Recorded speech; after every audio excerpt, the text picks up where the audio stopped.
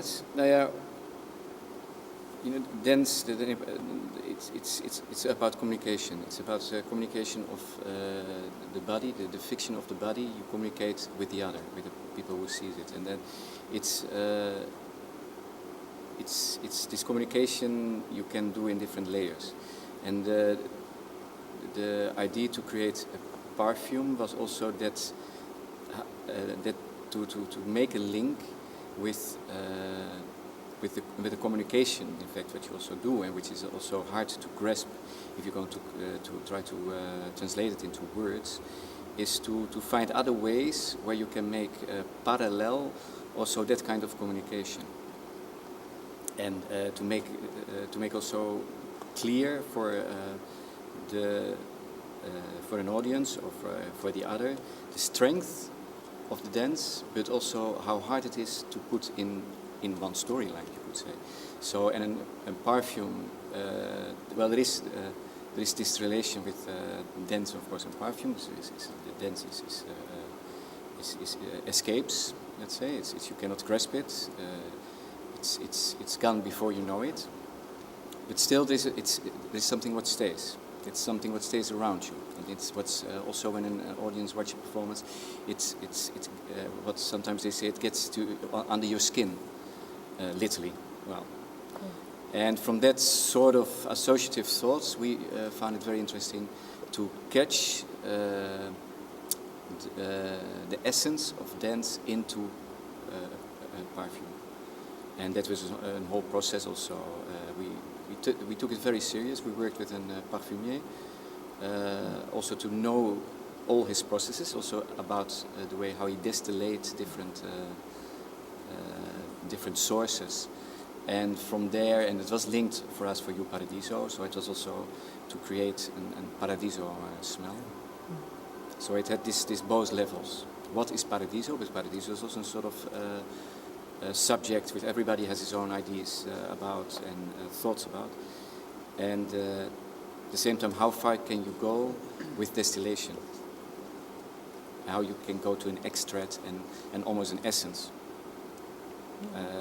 And there's never a definition for it. So and everybody will have his own associations again. So when you people ask, okay, where this perfume smells to, what is the essence of the dance? Everybody has his own words and have his own associations.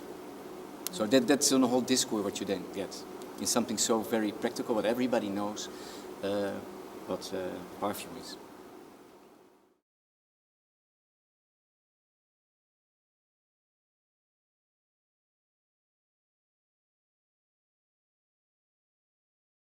Now, if you speak about inspiration of the pieces, then it always leads back to the way how Emio and I started. And on that level, when we started, was the only inspiration the body of Emio and what he, on that moment, that body had to tell. So there was no themes, no motivations from the outside world. It was very concentrated on the body of Emio, and from there on, it started. And from there on, also this first statement, which became then Bianco, the first performance.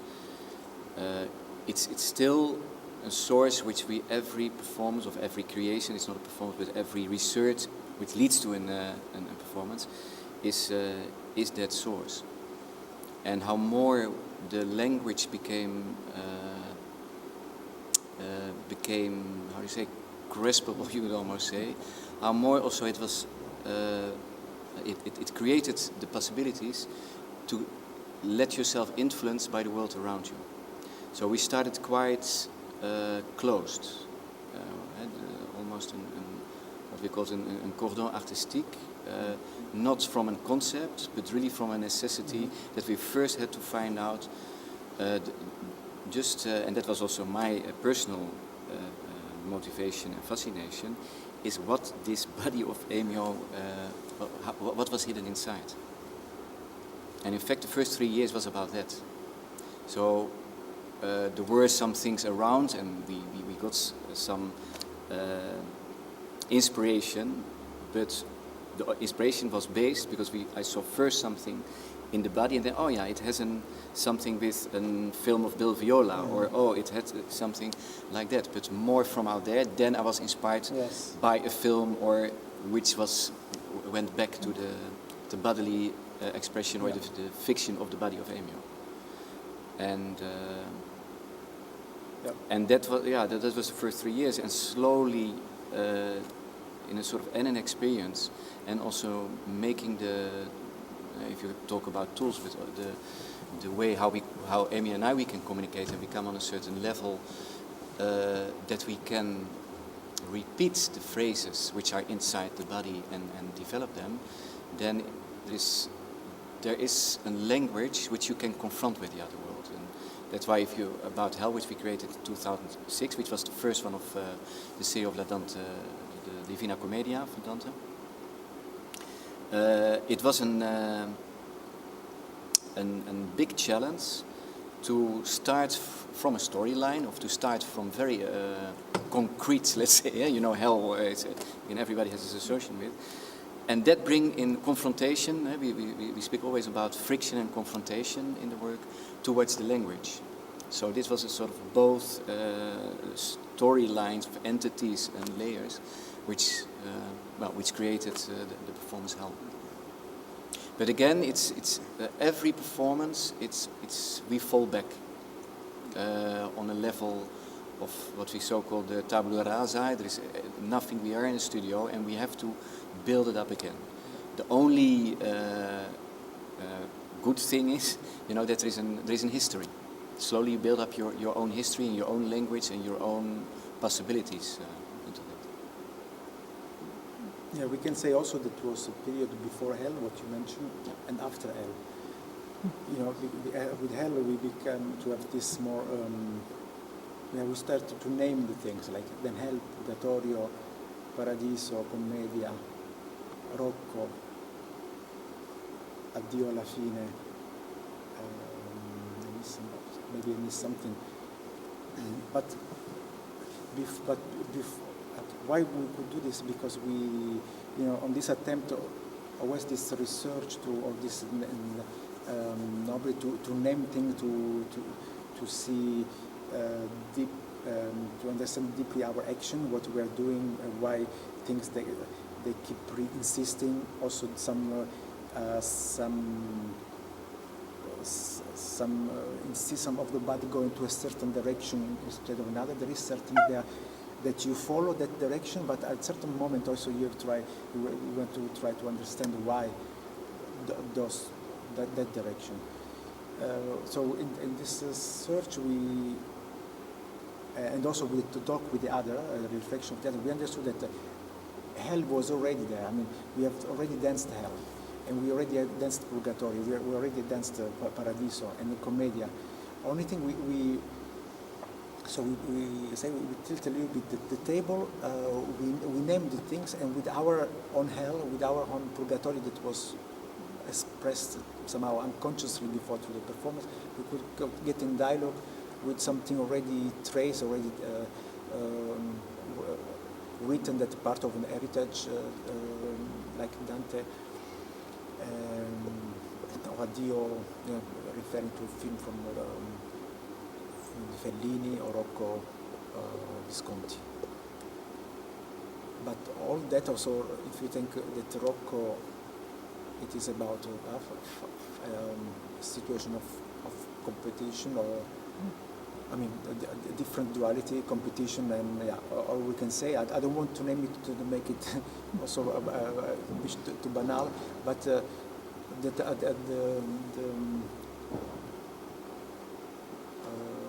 attitude to be on stage as think of a situation of fight was there was primordiale. Was really was the genesis of making us going, and in Rocco fits it because we could almost make a script, but with the urgency that was our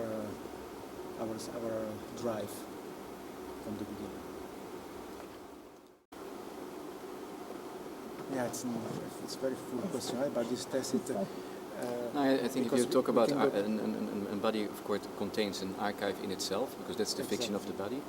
So that's also what started from you, you know, and then there is an expression, then there is a communication with with other dancers.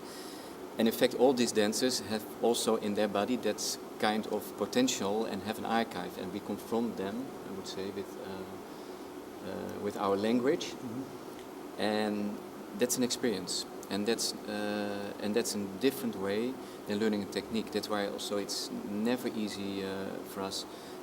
Let's say we need a fixed company, because we need also that the dancers go through a certain experience and go through a certain training before they are able to dance the performance and also give this silent knowledge, because that's the moments also where it lifts up and becomes more than only a dance performance, if I can say so.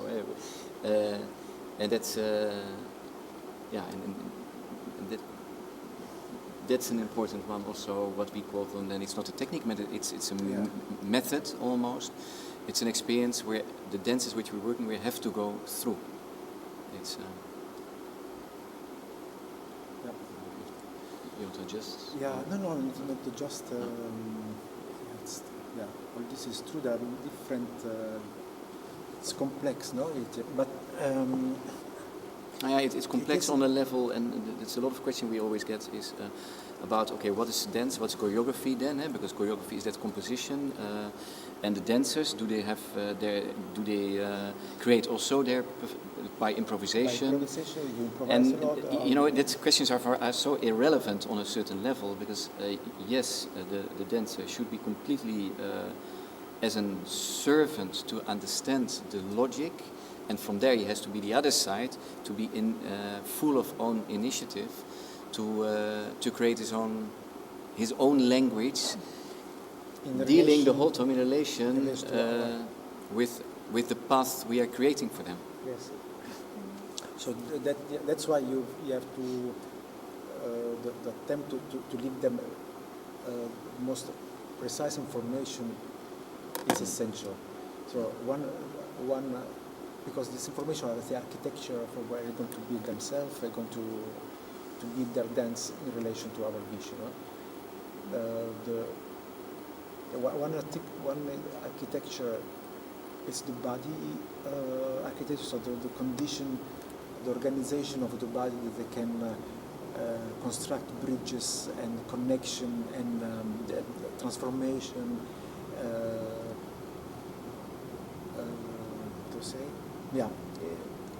So this kind of so those are the elements to be clear, and then of course the oral one, because there is a lot has to be communicating also something through this technical point, and the other thing also through a transmission of an extension of the body, which is maybe sometimes in a philosophical attitude.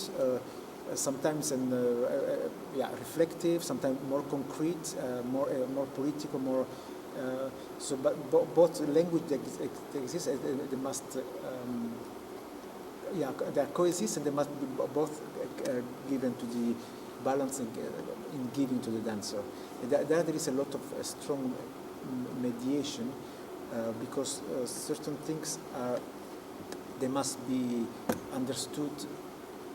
Maybe not in the enough that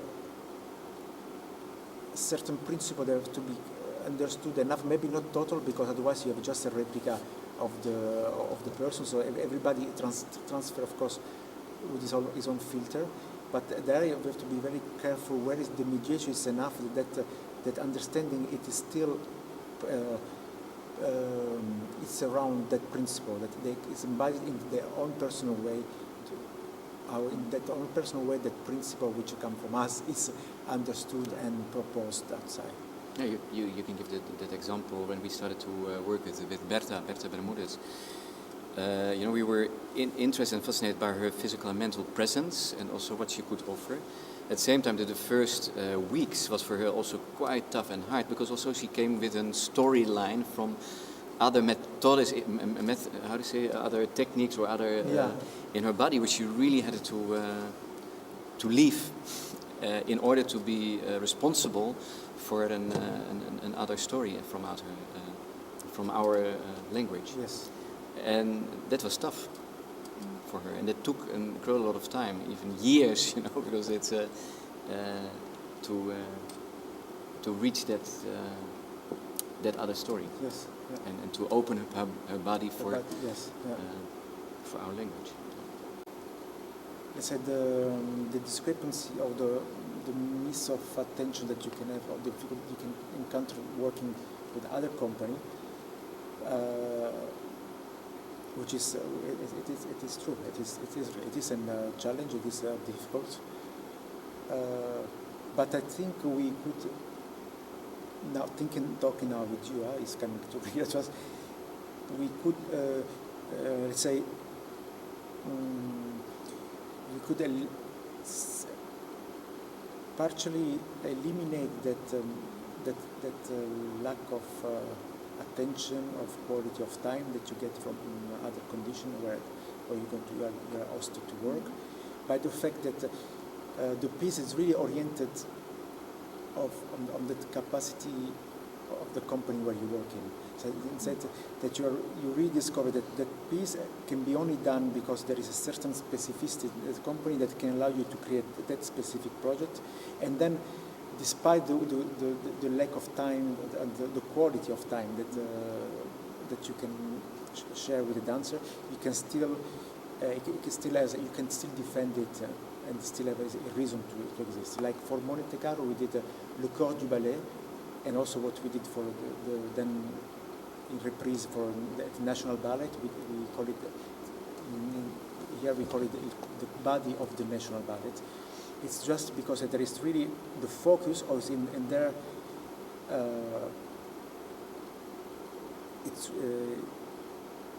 we are zooming really in their body, and we can extrapolate situation that possibility that clearly we couldn't get from our company, from our dancer. The same thing was the same reasoning we did with Marseille when we created double point extremalism. In that case was the social context of Marseille that brought us that convinced us to do something specific for that company, just because it's a story in Marseille with a lot of complexity and the struggle between artistic and social, how things they live together, to identify our action with the company. And that's why there are just very few examples. We don't work with so many other companies because sometimes it's not specific enough. We can compensate in this case. We are happy. Sometimes it has been also fruitful because we can say, okay, maybe you can make you have to synthesize in another way. You have to find another strategy. And sometimes the simplification can be also a freedom, something that you use other dynamic. You get you are forced to go to other path. Knowing that then with your company you go back and you go really back to the hardcore and you rejuvenate yourself through the practice. I think we have if you're speaking about signatures, for example, and how other people name or frame your work, or the way how you frame your own work, we have a contradictory attitude towards words, in fact, because at the same time, dance speaks for itself, and the dance doesn't need other dispute of other words. At the same time, we encourage just to create a new language which doesn't frame in sort of one content something, but opens up perspectives, possibilities. And I think that's already from the beginning in the work with Emio what I also try to do. And that's why we came directly with the 7 necessities, our first dogma or manifest, the way how you want to say it. It's directly to try to communicate it in words, because that speaks literally the most to also to people, but it also that open an discourse. It opens, and that was also the meaning. That opens other possibilities to give layers on what people see into our dance work, and that rolled in fact. And then when we created Extra Dry, we were very happy then with that someone in France, a theater director, came with the signature of extremalisme. We thought, oh, okay, that's also beautiful. You know, it's extreme and it's minimal, it fits, it's an interesting, and then we adopted it, but we brought it further into other levels. And but also towards my the way how my obsession is with sort of what I call intuitive dramaturgy, because I give it the right way that the body should tell me what is the dramaturgical concept. Without that, I create a concept and I put it on the body, so it stays so open as possible. At the same time, I'm quite rigid because I always take care that there are 7 points with an theatrical, dramatical, or musical dramatical line. And that also, I force myself to find the right words, to put the words, but it's rigid enough that it's a manifest, and it's open enough that it has an enormous amount of flexibility. And that also are the way how we approach words. I think it's and nothing stays. Nothing is a law. I would say. Yes, and the other. But to talk about also the signature, it's always, and that stays, especially in a society, that people can frame it and name it, and in order to communicate it, in order even to get interested in it, is that you can say, okay, this choreographer, this dance is conceptual, or it is theater dance, or it is. So we are part of that discussion. Yeah, you cannot deny it, because if people wants to, a critic wants to write it in a paper, they come directly with signatures. It's a little bit like that, or it's a little bit like that. Also, again, to open it up to a bigger audience, maybe, and that's sometimes suffering, I would say, yes, on a level that then sometimes become banal and become one-layered. Yeah, this maybe helps me to say something to. Yeah. The necessity also that we find out to name the things, to find the proper vocabulary, or to describe a new poetic, was also to supply to the lack of argument that the professional, like a writer, a journalist, that should have towards dance, or that lack of articulation. And we had already intrinsically we started the work understanding how important was for us to extrapolate words out of a physical action, and then to a more social scale, more cultural social scale, was also evident that it was a responsibility of us to come to propose association, terminology, words that could supply this missing link. So that in this case, we took it as a task, as an a proposal towards the dance in general, to always in the way of to emancipate ourselves, because if you emancipate the form and then you go back to a description which is try completely to contain in very formalistic idea of the perception of it, it doesn't evolve, then you have yourself, maybe your work is not done by creating a sophisticated and evolutionary dance piece, but you have also to offer probably a bit more anchor point. Another fact of articulating language was also because from the beginning I think was clear that the nature of the movement it is a construct, again, an architecture of a technique and intuitive body, reactive body, emotional body, anecdotic body. So it's very complex. There are different input that they come, the converge inside to create a choreographic path. So it was clear also that it was not about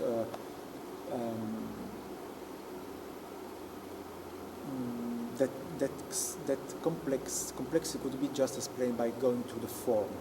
So it was really an interference of many other characteristics, as something that makes you boiling and fighting for your art form, that they emerge also in the movement. So was the movement constantly reaffirmation, reconsideration of yourself. Are we clear enough, or are we present enough, or are we contradictory enough? Are we alive enough? And this is sometimes important, and at the same time where it's a short phrase that is to be transmitted, given to the dancer. So how you can do that if you don't really go deep into to analyze and to verbalize all those emotion or affirmation that they enter in this construction, and they give the chance to the dancer to do something like this, for example. So all this hook, that's why it's a very interesting exercise, a very activity, and it's very fruitful, the back and forth with the dancer, how we transmit it, how we strengthen ourselves by transmitting it, and how they appropriate it, how they resonate, how this resonate in their understanding, their perception, how they make them intelligent dancer.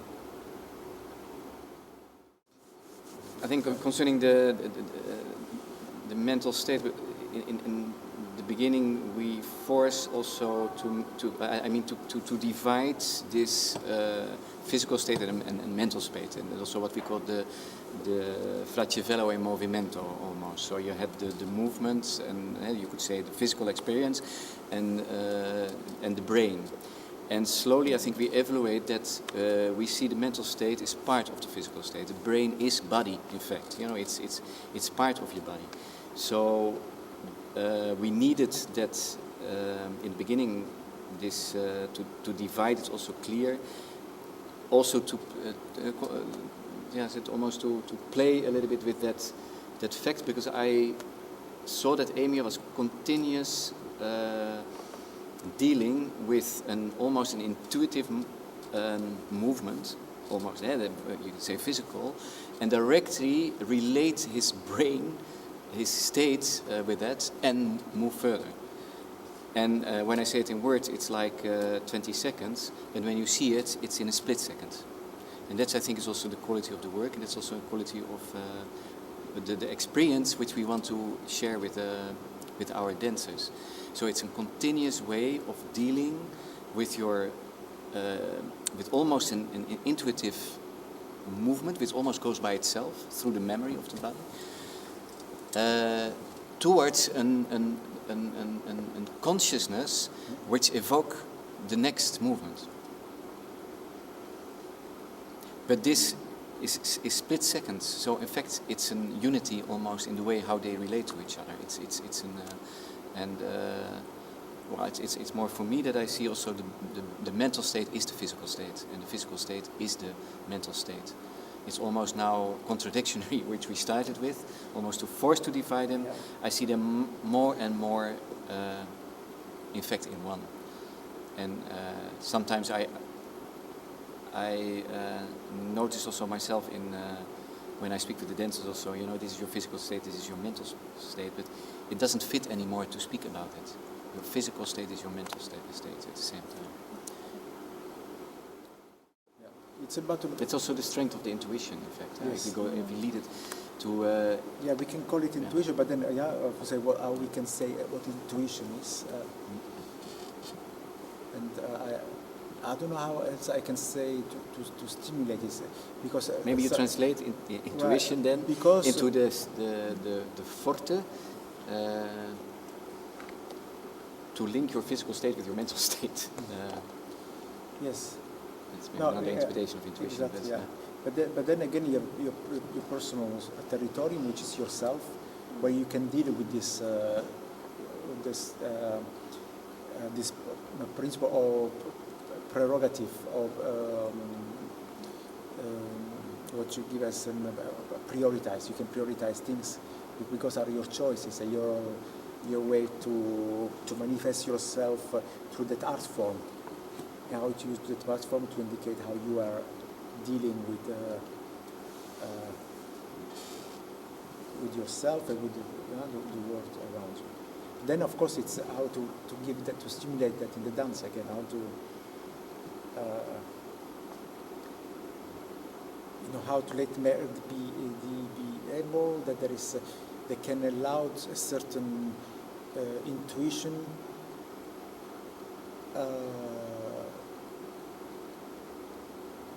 That they recognize as a mental state, like an ambition that they have. They can be ambitious.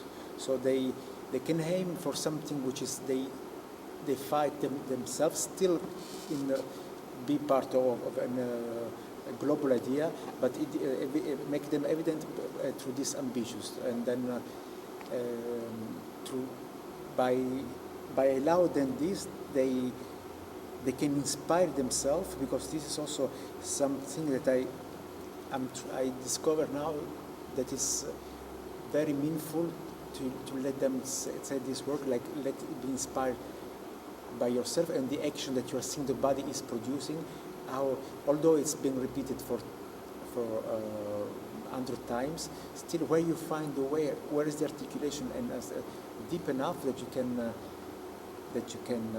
be inspired by it, and not that it goes in the global form, and then afterwards you don't know why are you doing what you are doing. So in that kind of awareness, it's like that you find yourself being very precise, and maybe sometimes anticipate, sometimes follow, but in this state really of alerts that create that state that we call mental state.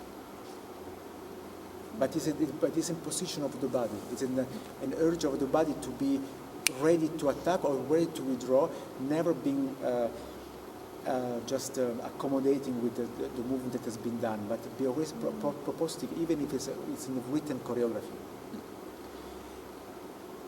It's a very, it takes a whole, not time, that's why now 20 years to arrive to this, to consider that, to imagine in this way, to name it in this way. And there is no end. And there is no end, probably, because there we go again. What is choreography? But I hope we are not going to talk about that because I don't have answer. But like to put in can you make this template? It is kind of putting things in vibration that you keep still detached with the action from yourself. So although it's very total part of the body, like really visceral, how you can still be on an attentive way that you can not judge it, but be in relation with it, and just not being a passive